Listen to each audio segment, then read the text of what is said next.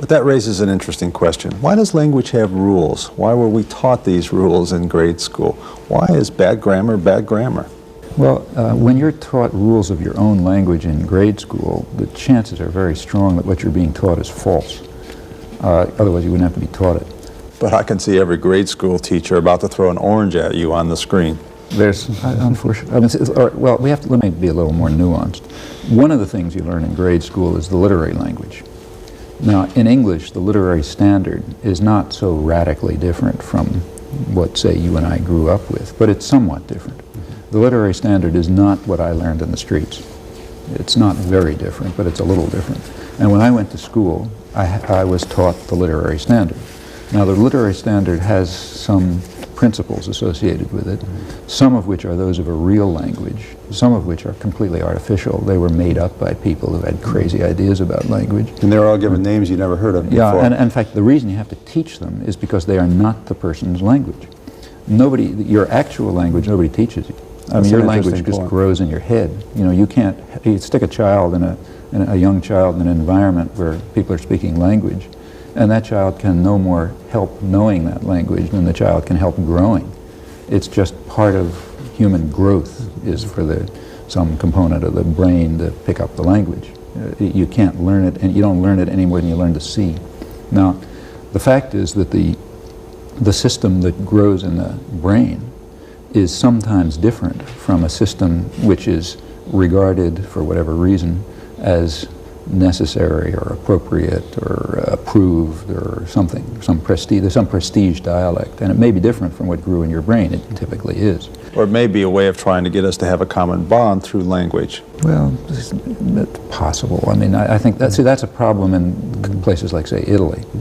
In Italy, when you, if somebody grows up in the Piedmont area and somebody else grows up in the Naples area, they speak totally different languages. Neither can understand a word the other's saying. So there, when you teach what they call Italian, which is the language roughly of the area of Florence, of Tuscany, you're teaching people what amounts to a second language, and it's the national language. The same is true in Germany and China. Well, China is even worse, because what we call Chinese is a set of languages which are as different from one another as the different Romance languages. They just happen to be all yellow on the map or something, and they happen to be a unified political area, but there's no sense in which they're the same language. We call them Chinese dialects, but that would be like calling French and Romanian two different dialects of the same language, Latin or something. I mean, all of these terms have no linguistic meaning. They have only socio-political meaning of a very complex sort. And the way in which they interact with authority structures is crucial. So what we call good English is a system which is partly artificial, I should say, which is taught to people because it was legislated to be good English. Now, some of what is taught, it breaks the rules of any conceivable human language. That's why it has to be taught over and over again. So I don't know if people still do it in school, but when I was in school, you had to learn all sorts of complicated nonsense about shall and will, which nobody could ever remember. I mean, I forget what it worked. I shall, you will, or some strange thing.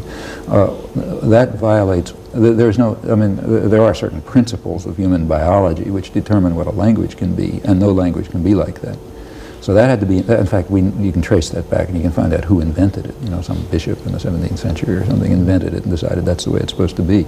Now that kind of thing, of course, has to be taught because it's totally artificial. Or you have to teach people how to say he and I instead of him and me. Well, English sort of works the other way. I mean, if nobody was bothering you in English, you'd probably say him and me or here or something like that. But you're taught in the standard language not to do that. There's some other invented language, which is called the literary standard, in which you don't do it. And you ask the question, why do you have to teach people? Well, you have to teach them because it's artificial. It's not their language. And often it's not just not their language. Sometimes it's not even any possible language.